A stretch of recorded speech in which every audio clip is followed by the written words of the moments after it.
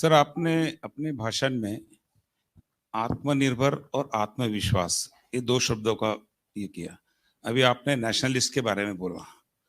थोड़ा मेरा प्रश्न आपको राजनीतिक लगेगा, लेकिन हर भारतीय के मन में ये एक अस्वस्थता है कि कुछ लोगों में, कुछ पार्टियों के नेताओं में चीन के बारे में जब हम बात करते हैं तो वो जब उस पर रिएक्ट होते हैं तो उनके मन में भारत के बारे में आत्मविश्वास क्यों नहीं लगता है?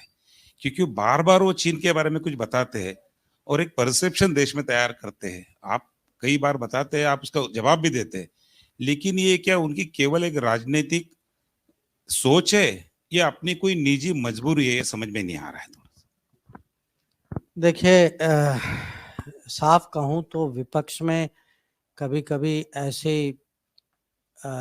ऐसे लोग होते हैं, कभी उनके विचार भी ऐसे हैं कि मैं भी खुद कभी मुझे समझने में बहुत तकलीफ होती। अब अगर आप पूछें कि उनमें आत्मविश्वास क्यों नहीं है, यार वो ये लोगों को क्यों गुमराह करते, चीन के बारे में गलत खबर क्यों फैलाते, इसका मैं कैसे जवाब दूं? क्योंकि मुझे पता है कि मैं साफ कहूं तो वो भी राजनीति कर रहे हैं कि वो कभी कभी जानबूझ के ऐसी खबर फैलाते हैं। उनको पता है कि वो सच नहीं। उनको पता है कि अगर कुछ जमीन की बात करते हैं कि ये जमीन जो है 1962 में चाइना ने कब्जा किया था, वो अभी कभी आपको बताते नहीं। वो ऐसे आपको इंप्रेशन देंगे जैसे ये कल परसों हुआ है। कभी कभी लोग कहते हैं कि अरे आपको आपकी सोच में कमी है। मेरे सोच में कभी कमी हो सकती, पर अगर मेरे सोच में कमी है तो मुझे पता कि कहाँ जाना है। मैं अपने मिलिट्री लीडरशिप, फौज या इंटेलिजेंस से बात करूंगा। मैं चीनी एम्बेसडर को बुला के मैं अपनी खबर के लिए मैं नहीं पूछूं। तो मैं मानता हूं कि आप कहते हैं इसका कमी है, आत्मविश्वास की कमी हो सकता है। हो सकता है कमी कुछ और भी हो।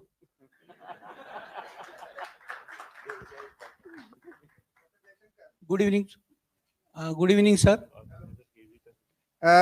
सर, एक क्यूरियोसिटी है, why India way and why not Indian way? Is there any specific thinking behind this? Two,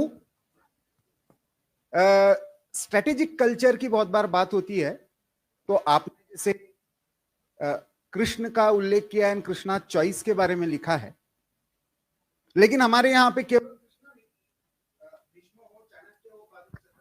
जो भी पीरियड में आप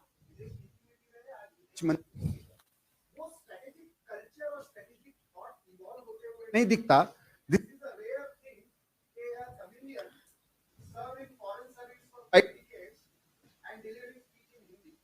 I grew up in Delhi. To be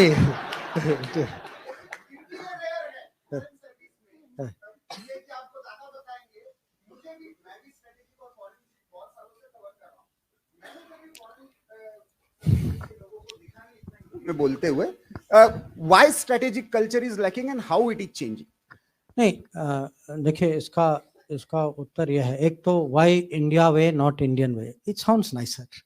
हाँ, नहीं, it sounds nicer, पर इसका एक किस्म से अलग अलग, क्योंकि जैसे मैंने कहा Indian way sounds more like अ मार्ग, हाँ, उस दिशा में दे इंडियन वे।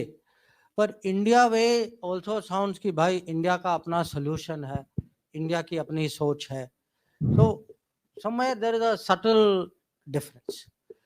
जो आपने जो पूछा, कहा कि जो श्री कृष्ण की बात की, महाभारत की बात की, देखिए मेरा जो उस पे जो लेख है, मैंने लेख इसीलिए लिखा क्योंकि मैं 40 साल से, अगर मैं अपने यहाँ भी अपने कोलीग्स, अपने जो साथियों से बात करूं, अगर मैं उनसे पूछूंगा कि अच्छा आप मुझे बताइए दुनिया का सबसे बड़ा डिप्लोमेट कौन था, मैं आपको लिख के दे सकता हूँ कि वो आपको ऐसा कोई जवाब देंगे कि वो वेस्टर्न ही होगा, कहेंगे मेटरनिक सबसे बड़ा दुनिया। अगर मैं उनको कहूँ कि आप मुझे बताइए कोई डिप्लोमेसी पे सबसे अच्छी किताब क्या है, तो कहेंगे वो मैकियावेली है, वो हैरल्ड निकलसन है, वो अर्नेस्ट साटो है। तो मेरा लिखने का कारण ये था, मैं अपने ही लोगों को समझाना चाहता हूँ कि भाई घर में देखो, अगर आप मेरे से पूछेंगे कि इतनी पढ़ाई के बाद आपको क्या लगता है कि दुनिया के सबसे बड़े डिप्लोमेट कौन थे, मैं कहूंगा सबसे बड़े डिप्लोमेट एक श्री कृष्ण थे, एक हनुमान जी थे। नहीं, और ये बहुत सीरियस उत्तर दे रहा हूं मैं आपको कि अगर आप उनको कूटनीति के परिप्रेक्ष्य से देखें कि किस सिचुएशन में थे, उनको मिशन क्या दिया गया था, किस तरीके से उन्होंने हैंडल किया था, और हनुमान जी ने तो माने उसके साथ इतना इंटेलिजेंस भी, और मिशन के आगे भी बढ़ गए थे। उन्होंने सीता को वो कांटेक्ट भी किया था, पूरी लंका की खबर ली, लंका को जला भी दिया उसके बाद। माने कैसे डिप्लोमेट निकले, माने ऑल पर्पस मल्टीपर्पस डिप्लोमेट।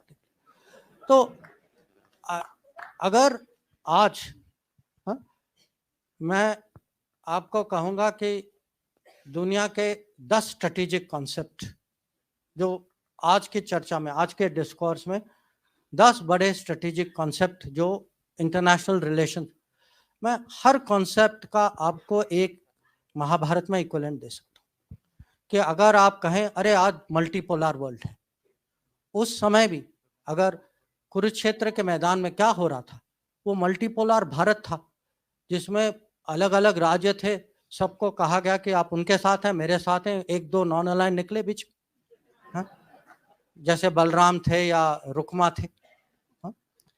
या अब हम कहते हैं कि ये ग्लोबलाइज दुनिया है, इंटरडिपेंडेंस है, हम सब पे ये बाधाएं हैं, कंस्ट्रेंट।